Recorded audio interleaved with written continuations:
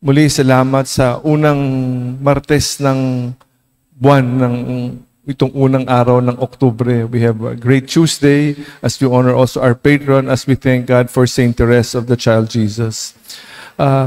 Kaibang-kaiba itong si Saint Therese, no? Napaka-unbelievable ang kwento niya, no?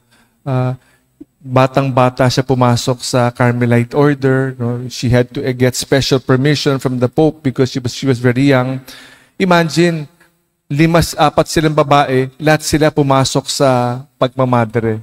Number 1, no? Imagine the whole family entered the convent. She was very young, and also she was ill. Meron siyang tuberculosis. Namatay siya very young at 24 years old. Even if she was very young, she did not study very well. No? She did not have complete education. Pero dahil sa kanyang napakagandang sulat, if you get a chance to read it, The Story of a Soul, yung kanyang kwento, no? Sinulat niya yung kanyang mga reflection, sinulat niya, at later on, it was published and it became a bestseller, A Story of a Soul. Because of this, itong batang walang masyadong pinag-aralan, naging doktor ng simbahan. Imagine, doctor of the church.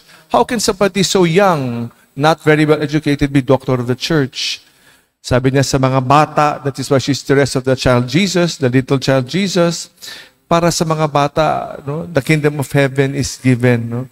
So, God works in many mysterious ways, especially through little ones, yung mga maliliit, yung mga baliwala. So she was made doctor of the church. Not only is she doctor of the church, she's missionary patron together with Francis Xavier. Silang dalawa, patron ng missions.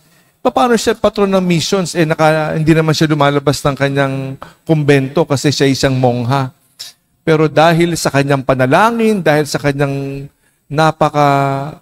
missionary spirit, yung zeal, kahit hindi siya lumalabas sa kanyang kumbento, siya'y naging mission saint, patron. No? So again, no, how God works in many mysterious ways. Not our ways, but God's ways. And lately, and lastly, there are many, many more. Pero pag-usapan natin yung tatlo, mission patron, and then doctor of the church. Siya yung kauna-unahan, yung kanyang magulang, dahil sa kanyang contribution sa simbahan, yung kanyang magulang, si Luis, yung tatay niya, si Zelly, yung nanay niya, naging santo. How often do you get to see the parents made saints? No? Ganyong katindi yung contribution ng batang-batang santo na ito. At 24 years old, siya'y pumanaw. No? Unbelievable how the hand of God works in our lives in many, many mysterious ways. And we see that in Saint Therese, who humbly accepted her short life, humbly accepted death.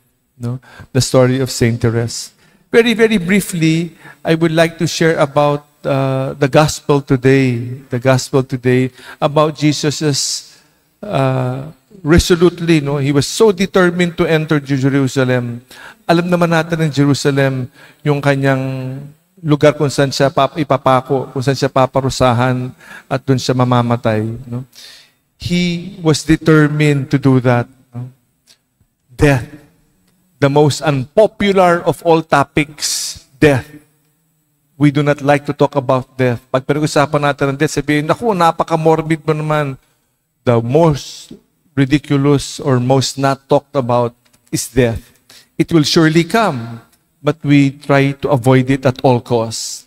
But Jesus, naalala natin last week, ilang ulit pinag-uusapan, sabi ni Jesus, he was talking about his death. Pero yung kanyang mga disipulo, ang pinag-uusapan, sino pinakadakila? They do not want to talk about death. They were avoiding the topic. No? Again, like most of us, like the disciples, ayaw pag-usapan ng kamatayan. But Jesus is reminding us how important it is. We talk about death. Ayaw natin pag-usapan yan. No? Ayaw natin pag-usapan. Pero we are. No? That is why one way to remind us is to receive the anointing of the sick. To prepare us for that. Also, merong isang seminar no, about befriending death. At dito sa seminar na to, sinasabi, I do not know if you will agree. If you will agree, we talk about what we will wear sa ating kamatayan. Would you like to do that?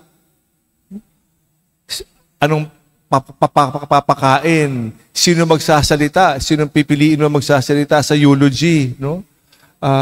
Things like this to prepare us. Anong kanta aawitin? No? Ganyan, no? To prepare. It will come. It will surely come. Might as well prepare. We may not agree with this, but it is one way of befriending death.